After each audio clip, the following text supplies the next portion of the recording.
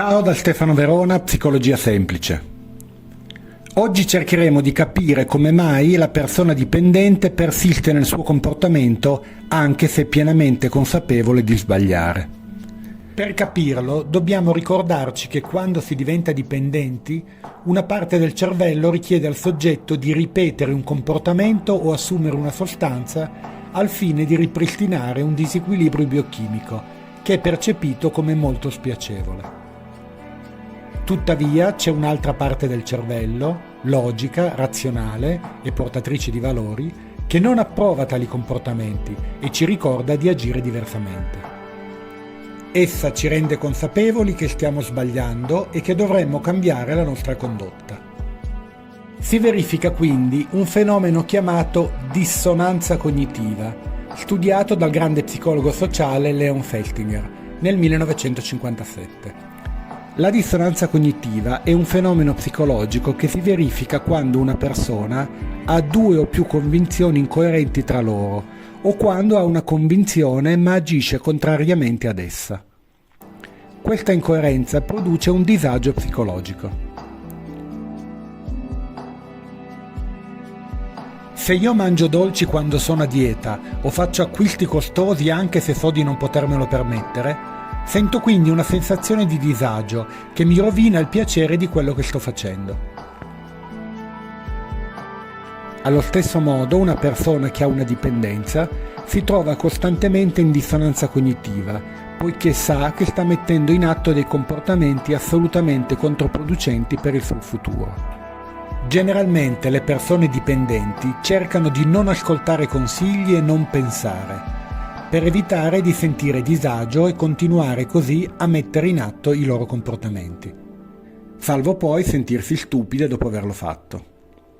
Subito dopo, infatti, subentra il rimorso, poiché la dissonanza cognitiva si ripresenta.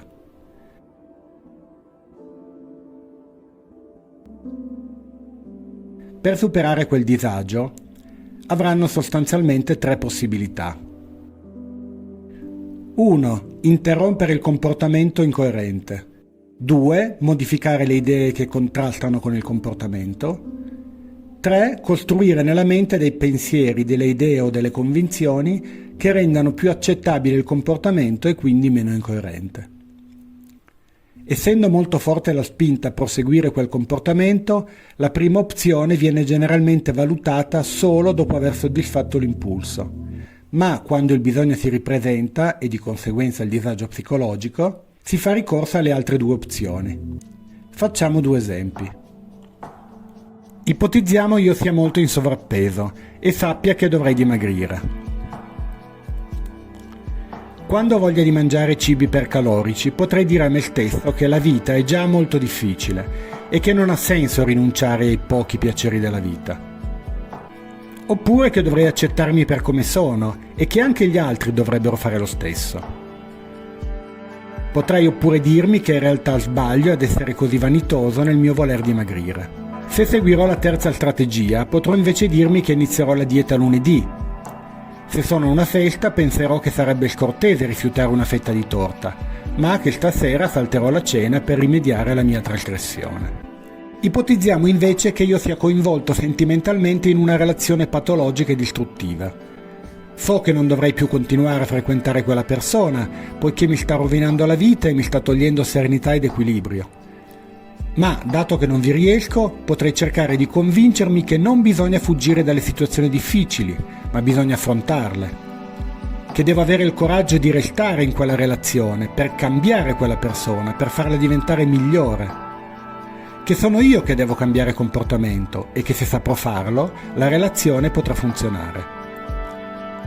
Quando mi viene l'impulso di chiamarla, potrei dire a me stesso che in fondo non è educato interrompere i rapporti senza farsi più sentire, che l'altro ha diritto ad avere spiegazioni, che in fondo è una persona buona che ha fatto tanto per me e non è giusto che io scompaia dalla sua vita.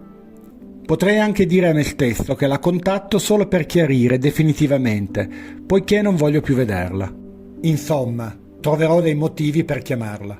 Un altro elemento importante di questo meccanismo è la tendenza a selezionare le informazioni che abbiamo al fine di eliminare la dissonanza. Un fumatore di marijuana andrà a cercare tutti gli studi scientifici che le attribuiscono poteri curativi. Il bevitore cercherà notizie sui benefici del vino e il giocatore d'azzardo cercherà nell'oroscopo notizie che confermeranno il suo bisogno di credere che oggi è il suo giorno fortunato.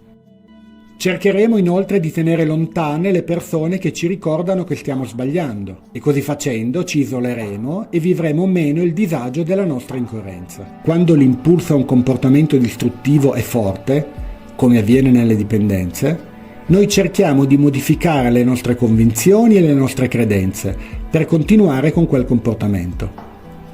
Le convinzioni che ci costruiamo si consolidano sempre di più e facilitano il proseguimento delle nostre condotte controproducenti. Ciao e ai prossimi video.